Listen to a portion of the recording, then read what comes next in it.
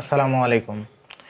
বাংলার শেষ নবাব নবাব সিরাজউদ্দৌলা থেকে শুরু করে আজকে এখন পর্যন্ত আমরা বাংলাদেশিরা অন্যের দাসত্ব করে আসছি। এর পিছনে মাত্র তিনটি কারণ দায়ী। কি এই তিনটি কারণ? জেনে আসা যাক।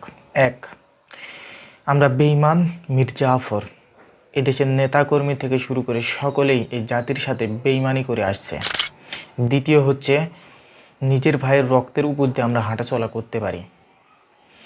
এর একটি জ্বলন্ত উদাহরণ হচ্ছে, কয়েকদিন আগে শহীদ শরীফ ওসমান হাদি মারা গেছে, তার কবর থেকে একটু দূরেই 72 ঘন্টা না যেতে আমরা কনসার্ট করলাম। 3 নাম্বার হচ্ছে চাটুকার, তেলবাজ, নিজের স্বার্থসিদ্ধির জন্য নেতাকর্মী থেকে শুরু করে সকলেই অন্যেরকে তেল মেরে আসি, চাটুকারি করে আসি অন্যের। এই তিনটি কারণ যেই দিন পরিবর্তন হবে, ইনশাআল্লাহ সেই দিনই এই বাংলাদেশ পরিবর্তন হবে। এর আগে হওয়া কোনোভাবেই সম্ভব নয়।